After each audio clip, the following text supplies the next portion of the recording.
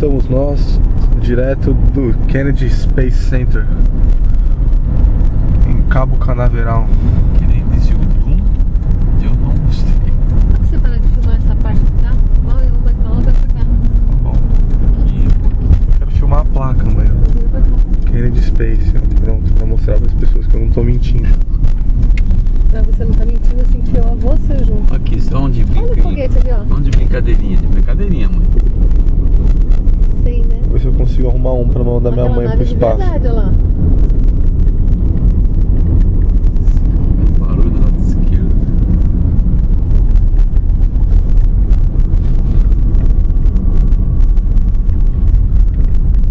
Queria tanto que eu filmasse a entrada, agora não tem nada. Tem estacionamento lá. Chega. Foi tão emocionante filmar a entrada. Chega, filmar o carro da frente. Para. Estamos aqui na entrada do Kennedy Space. Estão checando as mochilas aqui. A minha já checaram, estão checando a mochila do meu pai.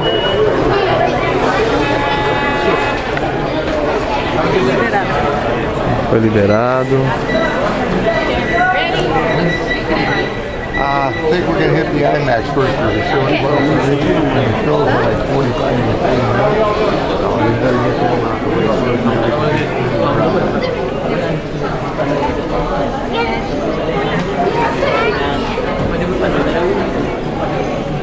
Mano.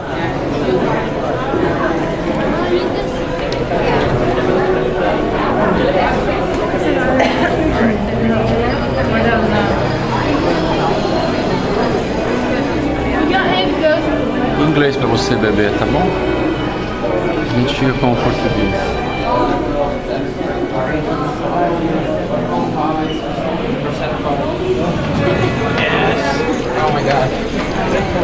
Agora eu vou dar um pequeno passo para o homem, mas um passo imenso para a humanidade.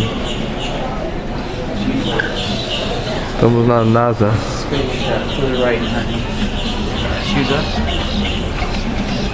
Ela é enorme aqui.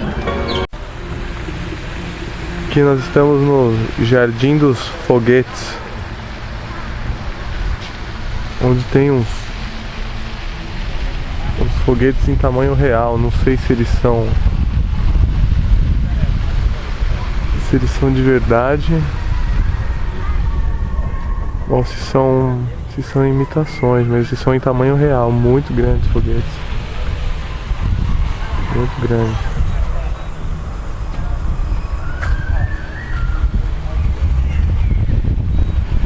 Ali atrás tem um foguete deitado também, em tamanho real.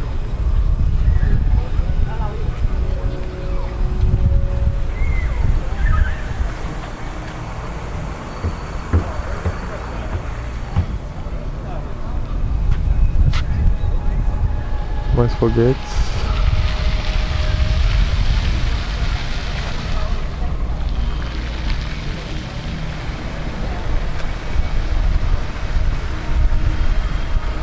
Muito legal.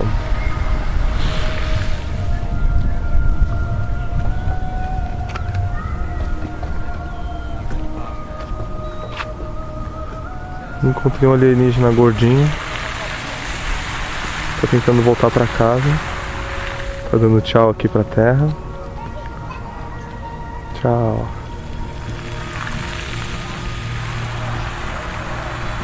E.T. Home. Aqui estamos dentro do museu Exploration.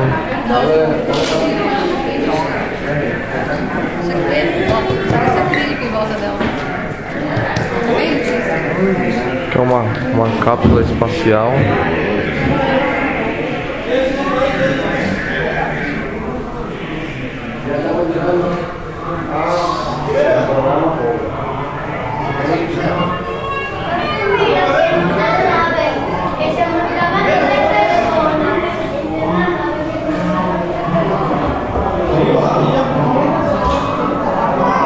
Uma cápsula espacial real.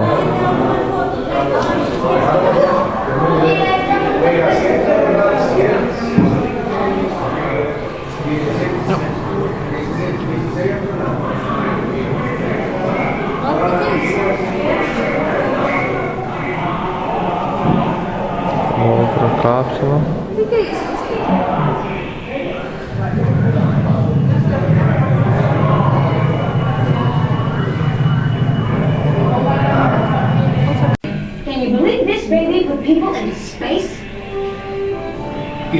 1998, when John Glenn returned to space on the shuttle Discovery. Parece ser uma réplica de uma sala de controle da NASA. Uma sala antiga de controle.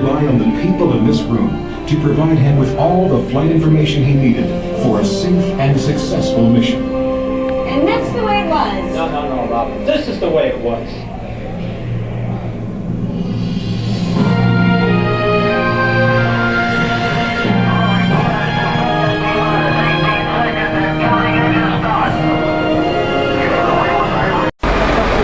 Tô filmando a fila que a gente vai fazer um passeio, vai entrar nesses ônibus.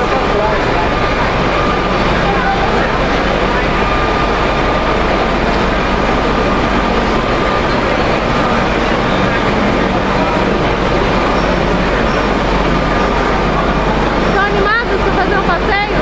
Sim. Sim. Muito animado hoje.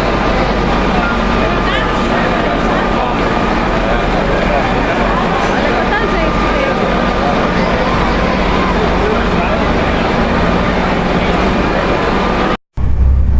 And the International Space Station Center.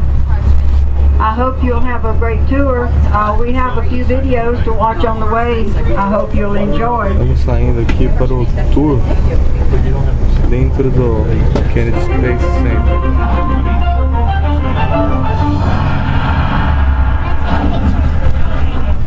Hi, I'm Bill Parsons, Director of NASA's Kennedy Space Center. It's in our nature as humans to investigate the world around us. We're explorers, always pushing farther, trying to get a better look at what is just beyond the horizon. That's what we're all about at NASA and the Kennedy Space Center. This is the starting point for every American space mission, and the last stop on Earth for the building block of the International Space Station. Kennedy is also home to NASA's Launch Services Program, which launches advanced probes and satellites on missions to tell us more about our planet and beyond. Our heritage of achievement spans nearly 50 years, and we build on this tradition with every successful mission and each new discovery. Today, NASA is on the edge of a bold new challenge, the Constellation program. We will return human explorers to the moon and then venture even farther. Encounter back at the visitor complex. We've had 124 launches so far. É onde são montados os foguetes antes deles serem lançados. If you notice on your left up ahead, the lower buildings with the narrow windows, this is our launch control center. The launch is controlled through here. The firing rooms are located in this building. We have over 200 monitors, and when we have a launch, we have between 100 and 200 engineers that's watching the monitors, making sure everything is okay and there's no problems and everything will be okay for a launch. The launch will be controlled through here until 8 seconds after the launch, when everything will be switched to Houston, and Houston will be in charge of the flight and the landing. If you'll notice, up ahead on the right is launch pad A, and up ahead on the left is launch pad B. There are twin launch control towers. We've had 124 launches, and all of the shuttles have been launched from here, and some of the Apollo rockets was launched from pad A, and we had 12 American men that walked on the moon. If you notice the barge over on the right, this is the barge that they use to transport the external fuel tank from Louisiana or Mississippi. Aqui é a pista onde o trator aqui do foguete, né? A máquina arrasta o foguete. Essa parte mais clara é tudo um cascalho bem grosso. Power is a vehicle that's used to move the shuttle and the launch platform from the vehicle assembly room to the pad. It does equate pretty much just like being on a ship. It takes about 18 to 20 technicians and 7 engineers to move it along the crawlway. Agora aqui a gente fez a primeira parada da excursão. É um observatório de lançamento dos foguetes. Quando os foguetes são lançados, as pessoas... É o mais próximo. Achei que o ponto mais próximo que as pessoas podem ficar do lançamento do foguete, para poder assistir. A gente vai subir lá em cima e vai filmar a base de lançamento.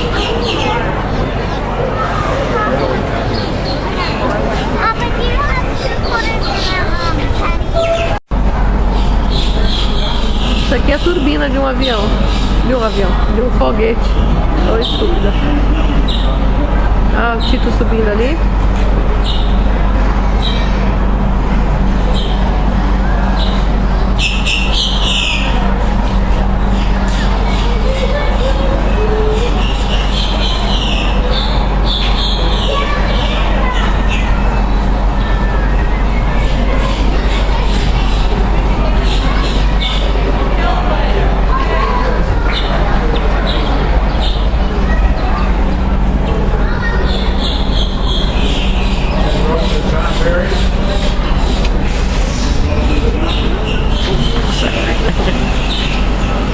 E lá longe a plataforma de lançamento.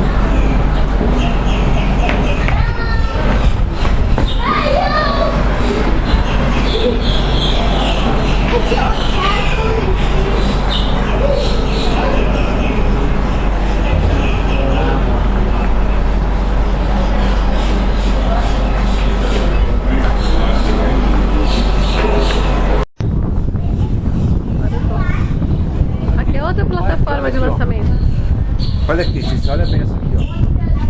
Vamos lá também, olha essa aqui. Ai, não bate em mim que eu tô filmando.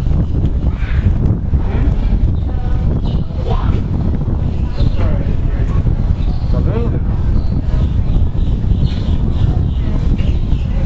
Tem uma aqui. Muito louco isso aqui, Tem outra né? ali.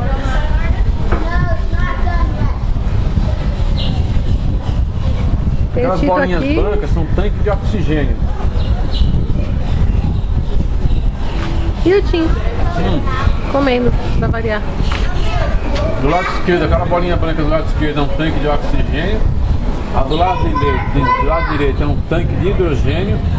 A torre é a água, onde tem aquele guindaste lá. E a outra é a base de lançamento mesmo, fixador da estrutura. Aquelas bolinhas são o quê? Tanque de oxigênio? Do lado direito é tanque de hidrogênio líquido. E do lado esquerdo é tanque de oxigênio líquido. Deve ser para lá. Agora a gente está aqui em cima da base de observação. Dá para mostrar aquele caminho que eu tinha falado, onde percorrem os transportadores de foguete. São duas pistas, mas é uma para cada roda. E essas pistas elas levam lá para a base de lançamento. Vai direto para lá. Dependendo da base que vai, ó.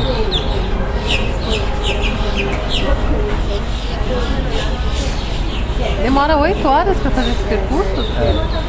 Nossa! Leva lá para a base de lançamento. Bem devagarzinho, bem devagarzinho.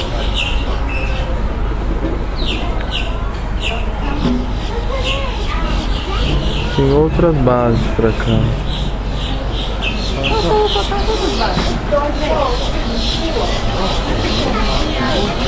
Uma base aqui também, fica bem pertinho da gente. Aqui vai dar pra mostrar bem direitinho, pra ela tá bem perto da gente. Base de lançamento. Que o pai tava falando, ó, os tanques de hidrogênio.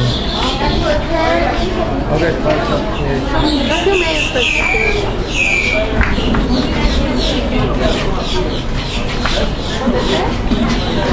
A gente vai embora, a gente vai pegar o ônibus de novo.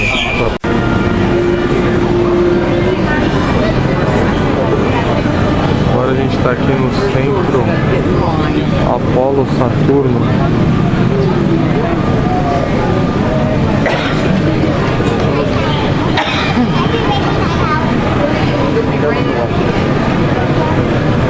Não sei aqui dentro o que tem. Todo esse pessoal esperando aqui. Abrir a porta.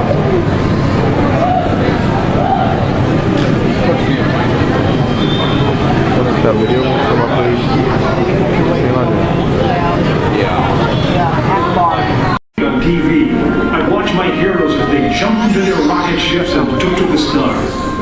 wanted to be like them.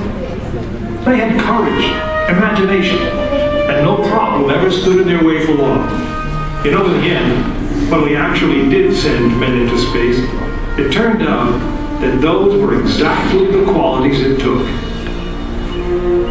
I'm John Hudson. This is Pad 39 of the Kennedy Space Center. I was a launch controller here when from this very spot, man took off to fly to the moon. It was a journey that began 12 years before that rocket ever left the ground. And it started on the other side of the world. Back then, we were one of two superpowers that always seemed to be on the edge of a terrible war. In 1957, the Soviet Union launched the first ever man-made satellite into Earth orbit. They called it Sputnik, which means traveling companion. And in a world where peace hung in a delicate balance, it seemed to create a dangerous advantage. Every ham radio operator in America could hear the beat. People were afraid. Were the Soviets looking down on us, watching us? If they could make a satellite pass over our cities, could they do the same with a bomb? Our own space program kicked into high gear, and less than 2 months later, we were ready to launch our own satellite.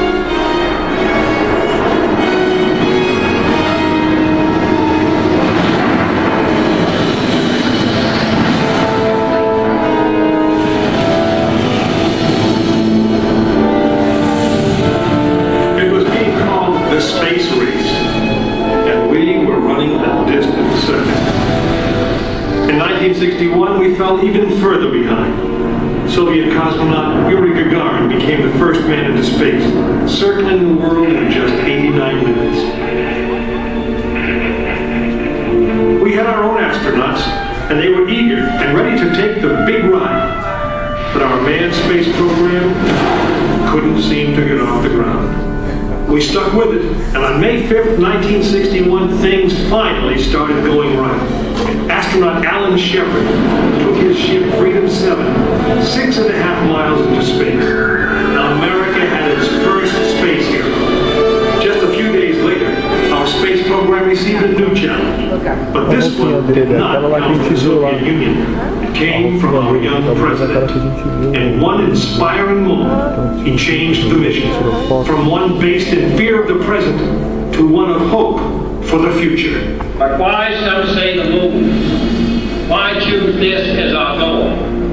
And they may well ask, why climb the highest mountain? Why, 35 years ago, fly the Atlantic? Why does Rice play Texas? We choose to go to the moon. We choose to go to the moon.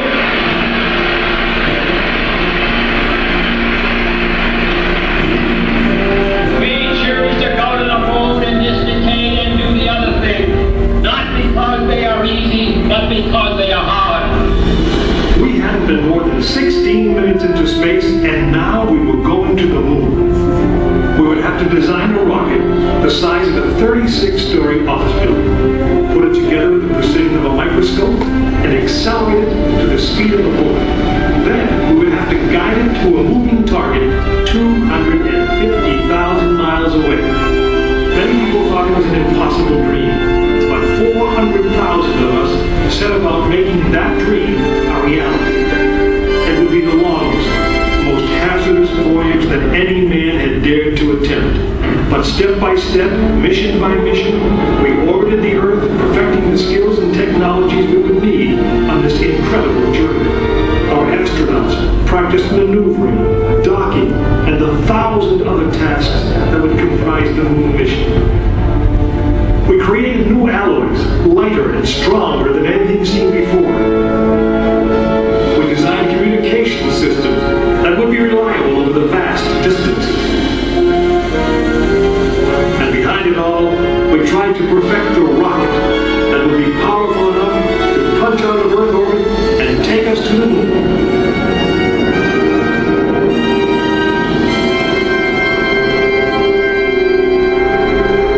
One day, however, the dream of flying to the moon almost slipped away.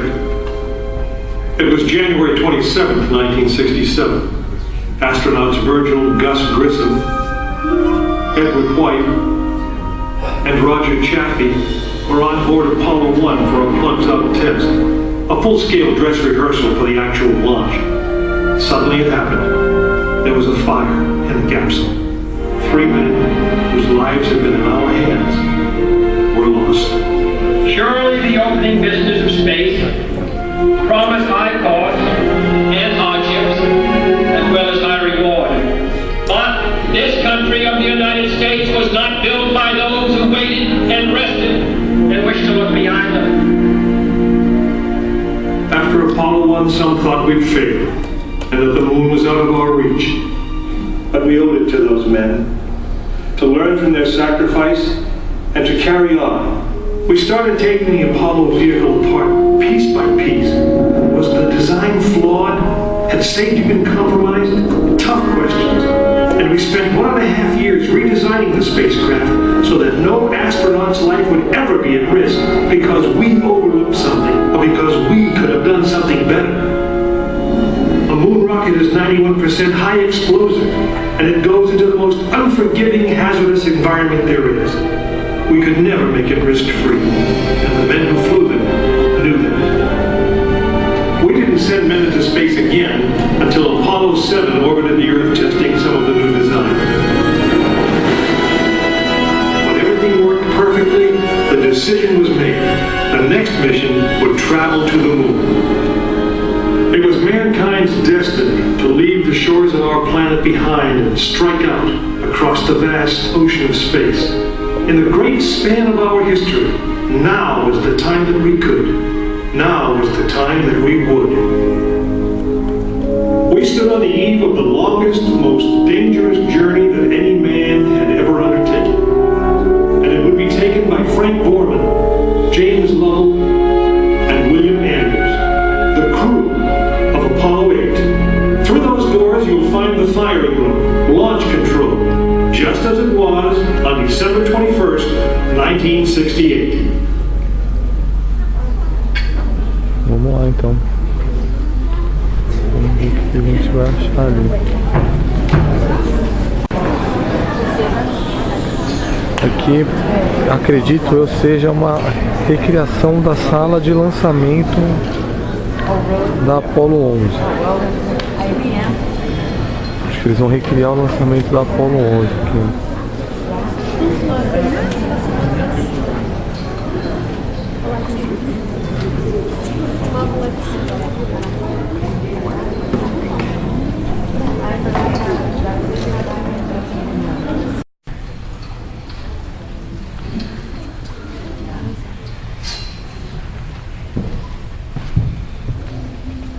This is the firing room, launch control for the Apollo mission.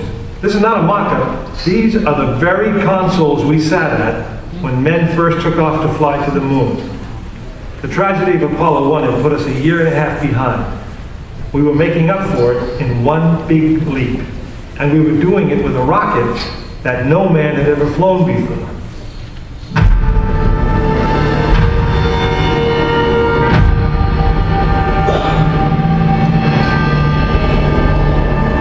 It was a few days before Christmas, 1968, when Apollo 8 sat on the pad.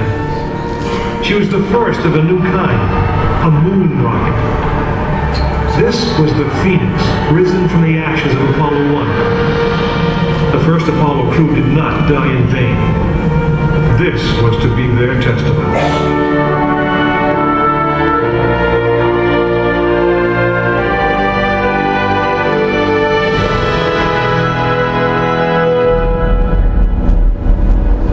36 stories high, she had been fully fueled throughout the night. The liquid oxygen in her tanks caused ice to form on the outside of the craft. The extreme temperature difference between the air and the sub-zero fuel caused the metal skin of the rocket to expand and contract. Everyone was on the pad agreed. It was as though the rocket was alive, breathing, straining at the leash. Earlier in the morning, astronauts Frank Borman, Jim Lovell, and Bill Anders had made their final preparations before taking that long ride out to the waiting spacecraft. The minimum safe distance from a Saturn V at liftoff was 3 miles. The reason was simple. When fully fueled, the rocket contained the explosive power of an atomic bomb. As the clock counted down, the astronauts and all of us in launch control went through the pre-flight checks. Our hands on the controls of the most powerful, most complex machine ever built. It had over 2 million separate systems. And to bring these men back alive, everything had to work perfectly. Each individual system had been tested, but what we didn't know was how they would perform when all 2 million began to work together. That moment would come when the countdown clock reached 0.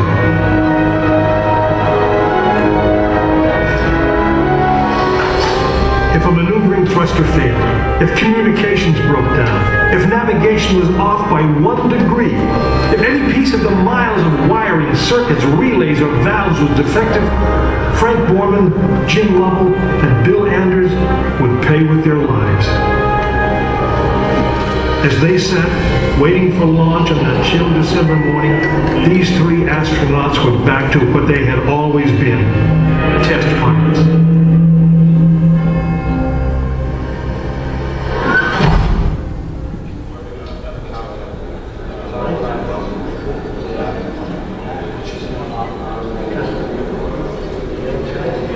You are now in the final minutes before the launch of Apollo 8, right here where it actually happened.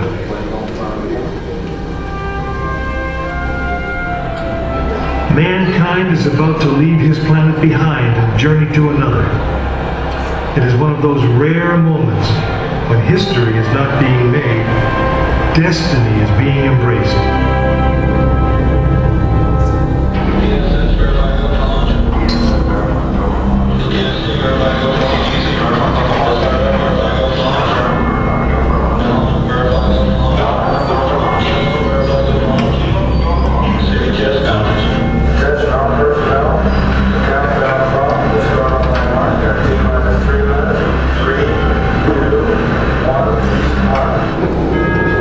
This is launch control. T-minus 3 minutes.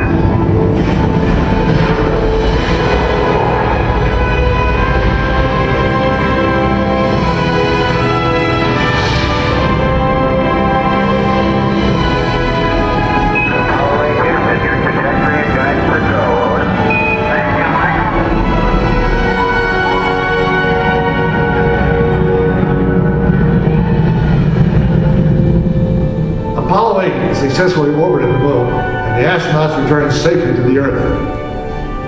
I know. I'm Jim Lovell, and I was one of the crew of this spacecraft, Apollo 8. We were the first men to see the surface of the moon from just a few miles away. But it was the hundreds of thousands of men and women who worked in that team, and the millions of people who supported the mission that really made it possible. That way, I guess, we all went to the moon. Now, on the other side of those doors, you'll find an actual Saturn V moon rocket.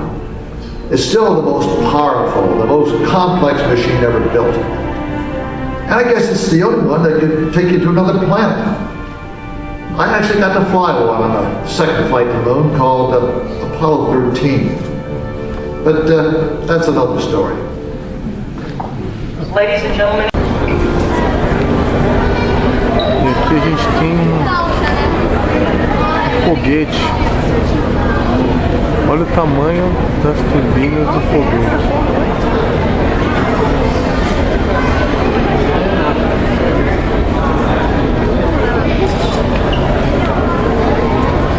Aí, mãe, você não queria que eu fumasse uma turbina? Agora tem 5 turbinas.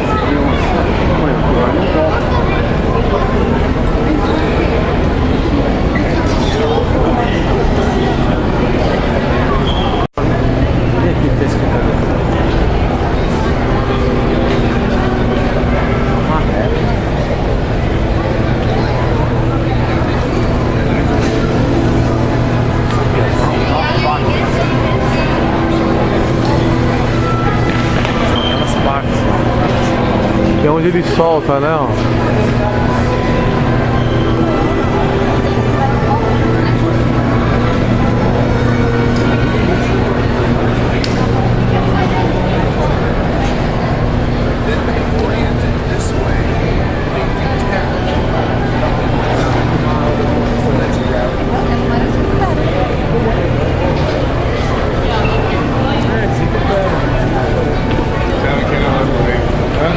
Ali a cópia de um módulo lunar.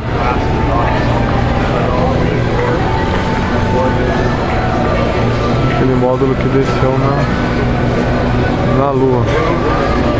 Esse aqui é do papel alumínio? É, esse é aquele do filme da farsa, ó. Esse é do papel alumínio, velho. Tá todo com papel alumínio também. Então, lá nesse Aqui eu tô filmando um hover vehicle. Aqueles carrinhos lunares. Era um de treinamento, peraí.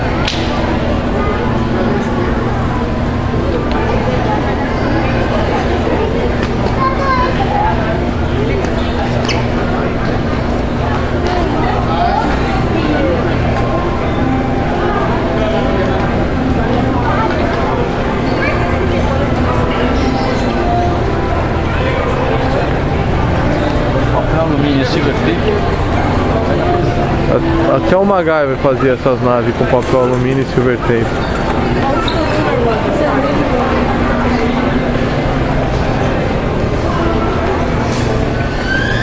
Interior de uma cabine.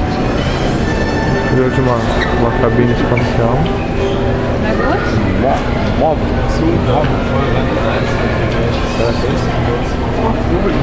móvel lunar.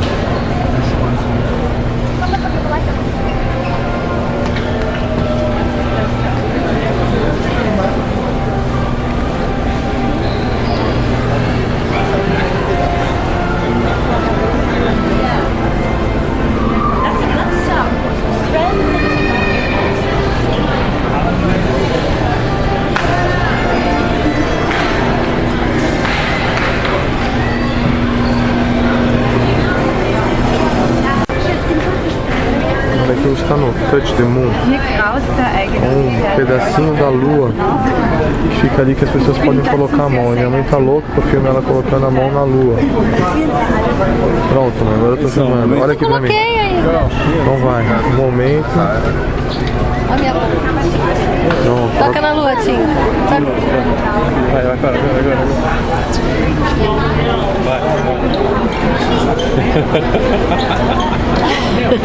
Você não vai tocar na lua, Tinho? Eu vou tocar na lua, viu?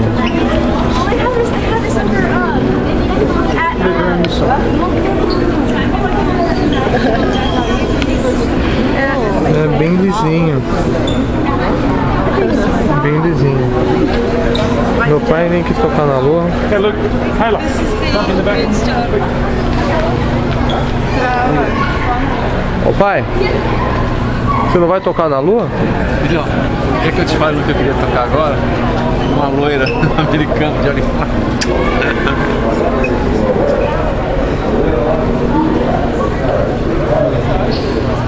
Aqui é a roupa da Apollo 13. É original a roupa lá. Quem que era a roupa? Não, ó, aqui ó. A original foi removida e mandada para Smithsonian Institute para limpeza e inspeção.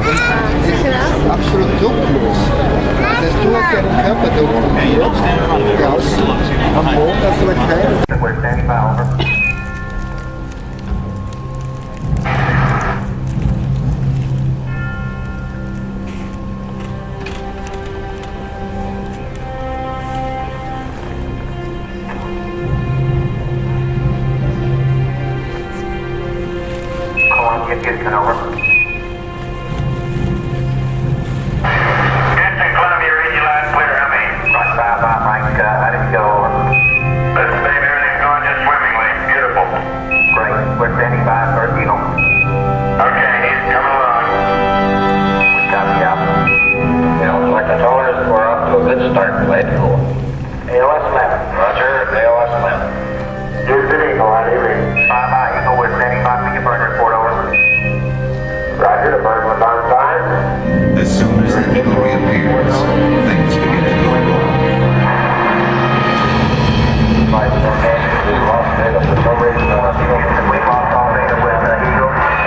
Radio communications break down. Eagle, Houston, you call? Messages to Eagle must be relayed through Mike Collins aboard the command module Columbia. Throughout the crucial final checks, contact with the Eagle keeps dropping out. And Flight Director Gene Kranz inches closer to avoiding action.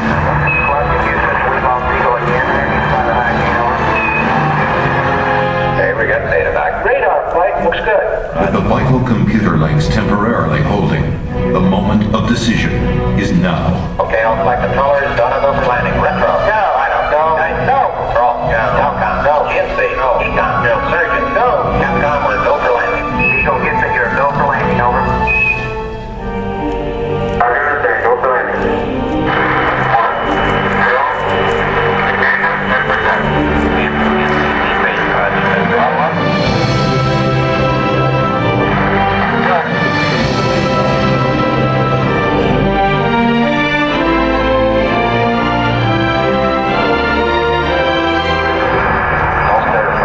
Hurtling toward the moon at 3,800 miles per hour, Neil Armstrong notices his checkpoints are all appearing too soon.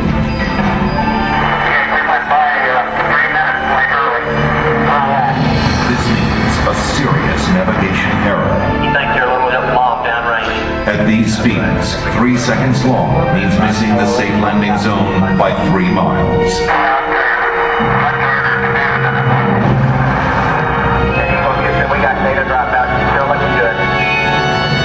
Suddenly, the computer starts firing the maneuvering thrusters, jolting the ship back and forth. This has happened in simulations, but never this much, never this violent. The smooth descent is becoming a bumpy ride. Before that is fixed, a problem with the onboard computer. The astronauts have rehearsed for thousands of possible malfunctions, but not this one. It had been considered too unlikely. Seconds seem like hours as everyone struggles to remember the meaning of a 1202 program alarm. A deadline to safely aboard is vanishing fast. Give us a reading on the 1202 program alarm. 1202 means the Eagle's onboard computer is overloaded. This means Houston is blind, unable to make navigation corrections or interpret the data coming from Eagle's computer. Armstrong and Aldrin are on their own. Mission Control decides they can go ahead. If the data link doesn't fail again. 1,000 feet, and Neil Armstrong can see that the computer is proposing to put them down in a dangerous place. That landing site is full of boulders. If they land never take off again.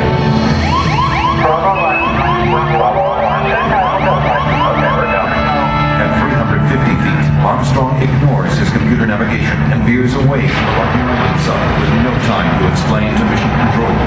Okay, all flight control, everything cut. In Mission Control, everybody is stunned. At 300 feet, the Eagle has left its flight plan and taken off at full speed across the face of the moon. Eagle Houston is descent to fuel, monitor over. 90 seconds of fuel remaining. Now less than 200 feet, and the Eagle is too low to safely abort back into orbit. They call this part of the flight plan Dead Man's Curve. All that's left for Mission Control is to read off the fuel remaining in seconds. 60 seconds. 60 seconds. The entire moon landing has come down to 2 men and 1 minute. Forward. Forward. 40 feet down, 2.5. And back 30. 30 seconds. 30 seconds. Forward. Lights on. Down 2.5.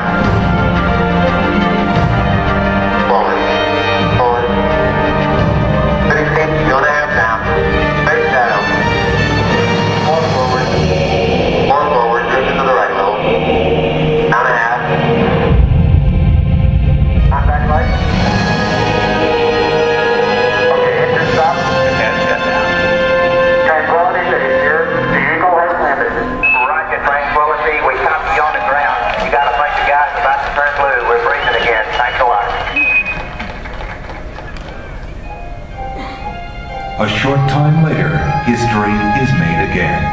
Okay, Neil, we can see you coming down the ladder now. For one incredible moment, we are one people with one history, watching our destiny unfold.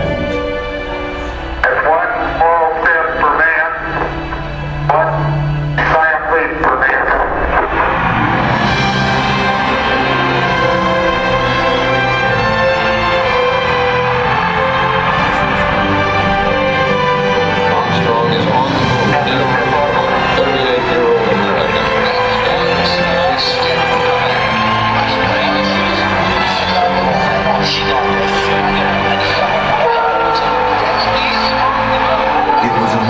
Shared by an entire world. Here, man, from the planet Earth, first set foot upon the moon, became indeed for all mankind. With these first steps, mankind stood on the highest ground, and we saw our planet as our home port in the endless ocean of space. There was something which was surprising to me. That occurred as I was standing on the surface. Just after we had landed, I'd gone down, standing on the surface and looking at planet Earth for the first time, seeing the beauty, seeing the finiteness of it, the limits of it, realizing what a shame it was that people were confronting each other on that planet without realizing what it was doing to the planet. It was a very emotional moment for me. I actually shed a couple of tears. Something totally unexpected for an engineer fighter pilot to be crying quietly up there on the moon. Mankind had achieved a tenuous foothold in the heavens, and a new and exciting world lay waiting to be explored.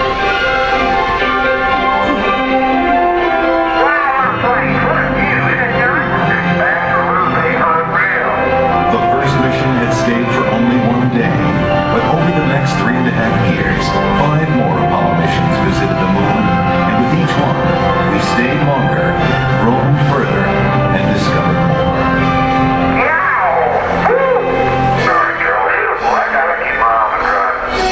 I never thought when I was a kid building rockets, in high school, that we would go to the moon, before the end of the century. I mean, I thought that was something that was way in the future, fantasy.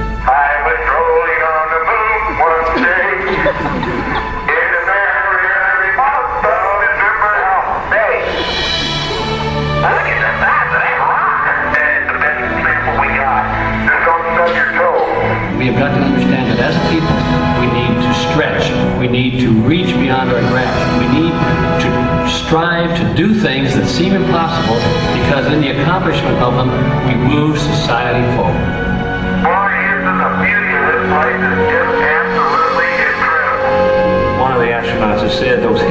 we climbed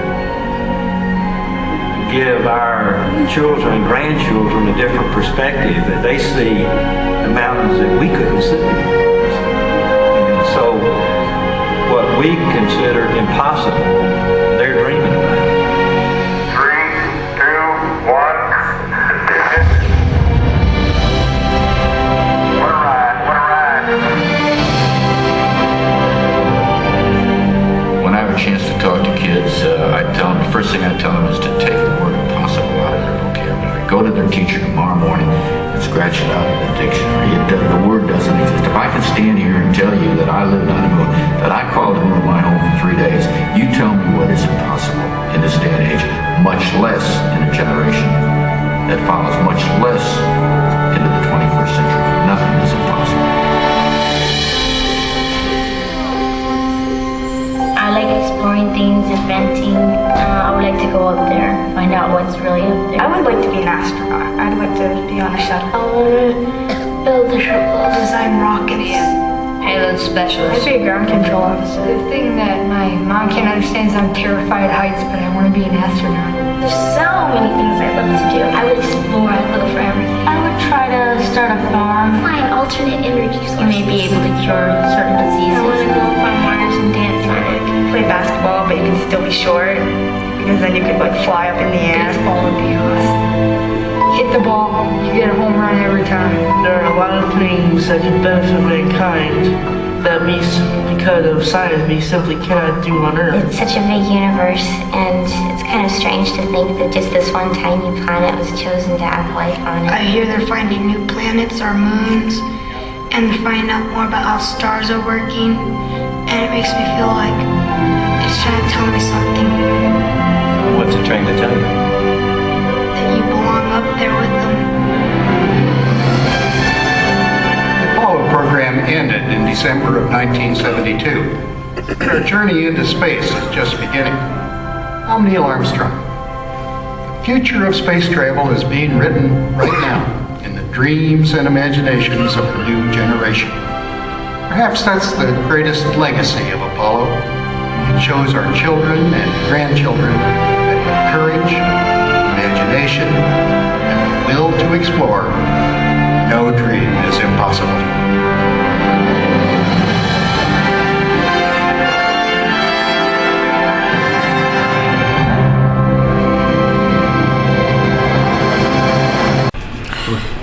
Agora a gente tá aqui no NASA International.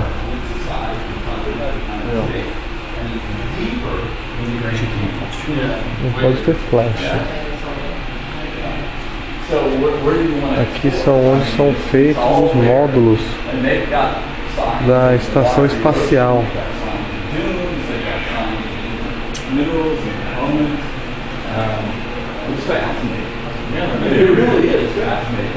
Eles constroem os módulos espaciais que vão lá para a Estação Internacional Espacial.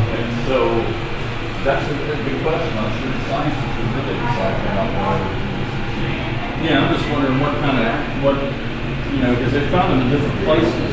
Yeah. But they look like something natural, like maybe. Aqui é o complexo, todo o complexo da construção desses módulos. Que hoje é sábado, então não tem ninguém aqui, mas se tiver durante a semana aqui, o pessoal deve estar trabalhando, tudo aqui deve estar. Muito grande, muito grande.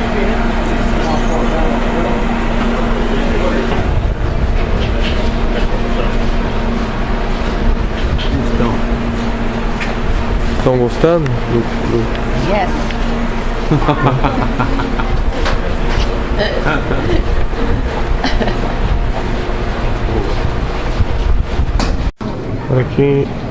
Agora aqui a gente vai entrando dentro de um módulo espacial. Aqui, como é que esquema? Qual é o esquema aqui, ó? O banheiro. Aqui é o banheiro dos caras, parece. Toalha, tem tudo ali. O buraquinho, o que é? Ali é pra xixi. Eles têm que fazer no caninho ali, ó. Aquele ali, ó. O cara põe a mão ali pra Olha o chuveiro ali.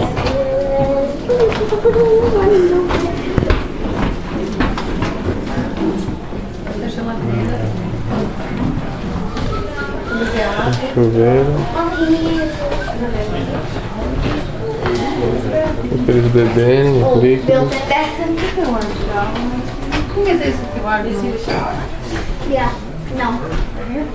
Pra dormir? Pra dormir uma cama, ó. Deita aí, ó, e fica. Não tá com cara, não. Oh my gosh. Será? Porque ele não tem gravidade, ele tá sempre leve. Look at this going back. Let's go back. Mommy.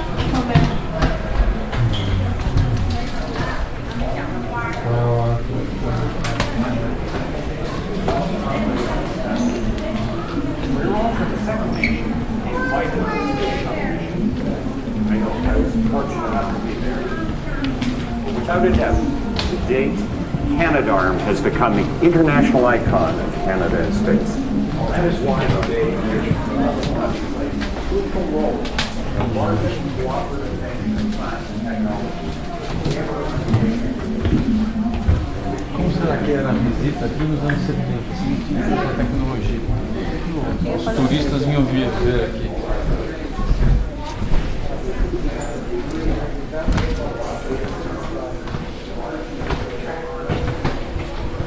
Porque eles estão achando que esses monitores grandões aqui são novinhos, né?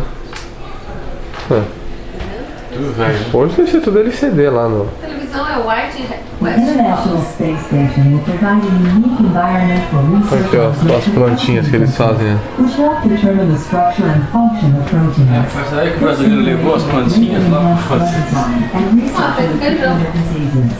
Proteins are essential components of all living cells and serve many different functions. By studying the protein as part of a virus, researchers can have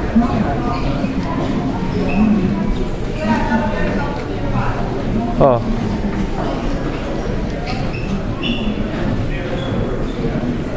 Saída ali, ó. Tem o tradutor aí, pô. Agora estamos indo embora. Tem o translator A central da NASA, Kennedy Space Center. Você vai. De brinde, tô levando um alienígena. Vamos que esse aqui mesmo. Um alienígena gordinho de volta. Aí, ó. Ok pra você.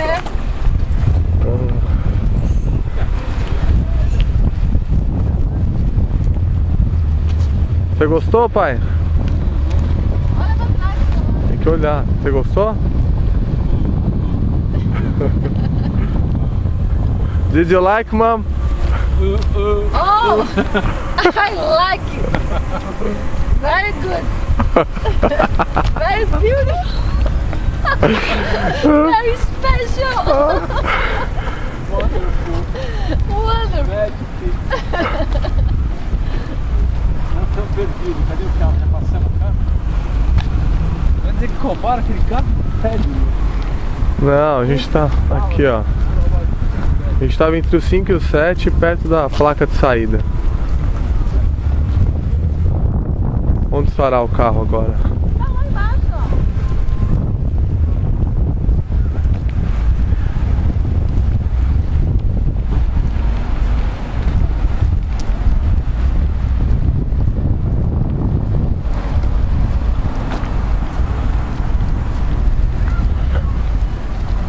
Dá tchau, mãe. Dá tchau que eu vou desligar. Tchau, agora vamos pra casa comer a comida da Rafaela. Me leve pro inferno. Prefiro ser amarrado num tronco e ser chicoteado.